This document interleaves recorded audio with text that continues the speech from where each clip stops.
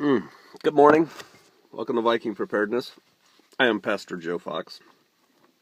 Hey, I'm sitting in my office, right? I'm charging up my phone. I've got one of those Apple iPhone 4s, and the battery's just dying on it. It won't turn off anymore. The phone won't turn off. I physically cannot turn it off, so it dies every night. And a brother gave me a new one that I just have to switch over. That'll happen directly. All right, so I'm sitting in my office, my truck this morning. I'm reading the Word and reflecting on something that a brother was talking about a couple days ago. And I'm going to start out in Scripture, but this video is not a religious video, so those of you who aren't into it can stick around. It's quick. I'm in Daniel chapter 12 in the beginning, and I'll just read like 4 verses, okay? And then we'll be done. I know some of you just go crazy, but it'll do you good to hear it. It's talking about the end times. And it says, "At that time, Michael shall stand up, the great prince, which stands for the children of thy people," that's Israel. "And there shall be a time of trouble, such as never was since there was a nation, even to that same time. And at that time, thy people," that's Israel. Another teaching for another time. I'm not talking about the little nation state over there in the Mideast. All right, I'll just read. "Thy people shall be delivered, every one that shall be found written in the book. And many of them that sleep in the dust of the earth shall awake, some to everlasting life, and some to shame and everlasting contempt. And they that be wise shall shine as the brightness of the firmament, and they that turn many to righteousness as the stars forever and ever." Now here's why we're here, this verse. "But thou, O Daniel," because it's written to Daniel, spoken to Daniel, "shut up the words and seal the book, even to the time of the end. Many shall run to and fro, and knowledge shall be increased."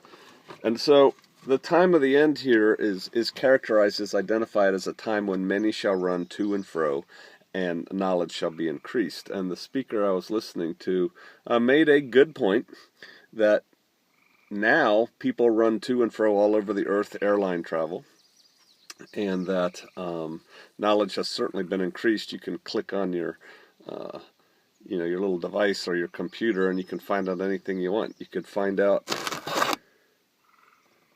what that means or not. There's another way, though, of interpreting that. And the running to and fro actually means apostasy, right? It means turning away from God. And the knowledge shall be increased actually can be looked at as wickedness, and calamity shall be increased. Either way, that stuff's happening, right? Just getting worse and worse. Now, the reason I brought that up, and the 2 ways that one can look at that little bit of Scripture, is because this book right here, for those of you who read it, and I recommend everybody does, but this book is just rich and full and thick, and there's more than a lifetime of study available in this one book, right? I'm wearing this one out. But you can just read and study and think and dwell on the things that the Most High wants you to know. Or you can do other things, right? You can study other things. You can focus on other things. I just did a video on false flags and conspiracies, and how you can get all spun up in those, or you can do something productive.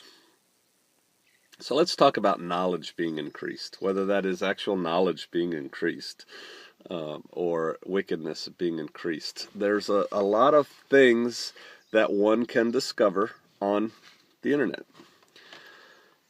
and that's amazing. I use it out here a lot, when I need to learn how to do something. But you can waste a lot of time, you can spin a lot of wheels, and you can go down a lot of false alleys. It amazes me the number of people who purposely lay down false trails on the internet. I just wonder what motivates a person, like to do a pretty good hoax video, or to put out stuff that's obviously, that was a duck, that's obviously wrong, just to try and spin people up. Oh, this happened, and they know it didn't because they were there, but they're just saying it did because of their video. And it's like, wow. And then people grab that and run with it, right? So something has come up into my sphere of late, couple months, but it seems to be gaining traction. And good people are discussing this concept, this idea, in great depth, in great detail, and they argue about it, and they go back and forth, and there's some anger. And that is, we've all been lied to. The earth is not a globe. It's flat. It's a circle. And there's some fascinating arguments to be made. Some that are easy to back up. Example, and I'm going to tell you what I think about all this towards the end, right? I just saw on Drudge, which quotes reputable news sources, and I read one of them. NASA has only taken like 2 pictures of the Earth from space in like the last 30 years, 15 years, 20 years, whatever. A pretty good solid chunk of time. They've only turned the cameras around and taken pictures of this big blue marble on which we live twice. All those pictures that you see, and I believe what I'm telling you now to be true. You can look it up. All those pictures that you see, the cool pictures of the Earth hanging up in space, and it's blue, they're all composites. Right? It's not just a picture. And it seems to me, wow, we send all these people to space. We have all these, telescopes and everything in space. How come we don't turn those cameras around and look at ourselves? I mean, we're certainly doing it with satellites, right? Some of the most famous pictures of the Earth, you type Earth and the images come up. If you look at it closely, and people have, the clouds that, are kind of around the Earth, that you kind of see some clouds here and a weather pattern here, they repeat. It's a pattern. They're composite clouds that are just kind of glued on, pasted up on the page. Why do that? Right? Why do that?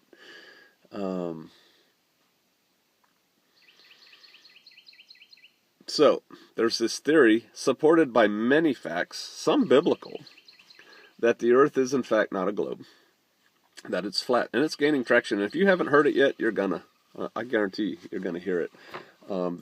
There's a map of the UN that has like the wreath around it, that in like the planet spread out, that's really a closer approximation. And then, people argue, well, what about falling off the edge? Why don't people fall off the edge when they travel?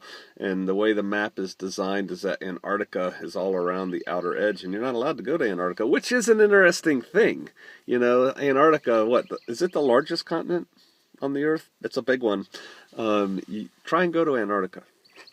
If you get to go, you get to go to a very controlled little slice, and they control you in and control you out. You can't just go decide you're going to hike across Antarctica.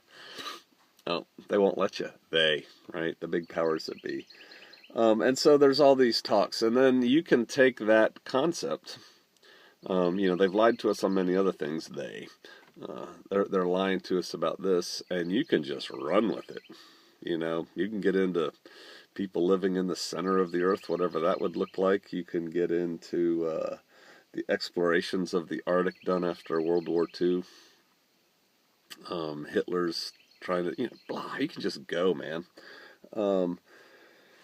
And like I said, so people are really into this flat Earth thing, and they're discussing it, and they're arguing it, and they're bringing up points, and they're showing conspiracy theories, and then people grab onto a little bit of knowledge here and a little bit of knowledge there, and they start throwing it together, and it just, I think in many ways, when the thing about conspiracy theories is, once we discover them, and like we hear a conspiracy theory that makes sense to our brain, we're like, oh, I've discovered secret hidden knowledge, and it kind of gives us endorphins or something, and so people like it. They like to find out they've been fooled, but now they know the truth.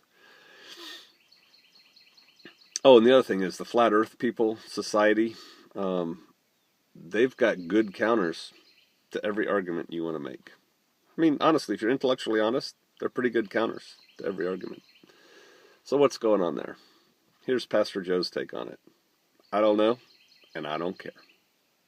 Don't care. How can you not care? Because it doesn't matter to me. I'm not going to Antarctica anytime soon. Not that I know of.